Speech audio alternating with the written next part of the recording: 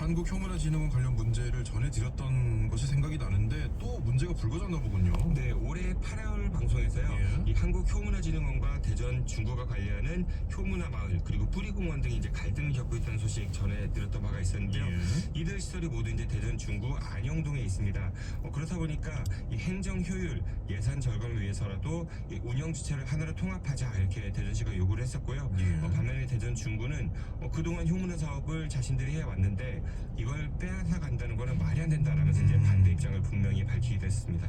그렇습니다. 만약 통합이 필요하다면 어떤 과정을 거쳐 나갈지, 통합 이후 어떻게 운영할지, 그리고 그동안의 성과 또 자산 가치에 대해서는 어떻게 보상할지 이런 것들을 먼저 이야기하면서 협상을 진행하는 게 순서인데 단순하게 약 300m 앞 시속 50km 과속 신호위반 단속 구간입니다. 전해드렸던 기억이 있습니다. 네, 맞습니다. 그리고 이런 일도 있었는데요. 그 지난 2019년 방송 때 소개해드렸던 내용인데 예. 당시 대전시의회 행정사무감사에서 예산이 목적으로 부당하게 사용된 사례가 3건이나 적발됐는데 당시 효문화진흥원 측이 억울하다 이런 반응을 보여가지고 그게 좀 문제가 됐던 적이 있었습니다. 예.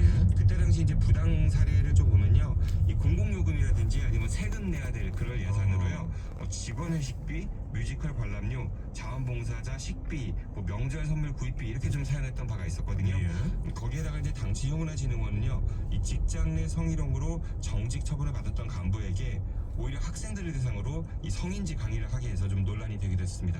예, 과거에도 이런 문제가 지적이 됐었음에도 불구하고 이번에도 비슷한 문제로 여러 기관에 신고가 접수됐다 이런 말이군요. 네, 그 이번에 신고된 내용을 보면은 일부 예산이 좀 불투명한 절차로 집행이 됐다고 하고요. 또 일부 사업은 원래 취지하고 다르게 운영됐다고도 합니다. 예. 그리고 이제 특정 업체나 단체와 이 부적절한 유착 의혹도 이번 신고에 포함됐다고 합니다.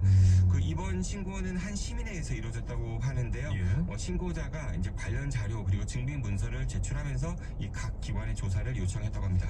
예, 증빙 문서까지 제출을 했다고 하면 신고 내용이 어느 정도 신빙성이 있다고 봐야 될 것 같네요. 네, 그렇게도 볼 수 있을 것 같은데 예. 현재 이제 감사원하고 국민권익위원회 그리고 대전 중구 모두 이제 관련 조사 검토하고 있다고 하는데요. 예. 이 철저한 조사가 좀 필요해 보입니다.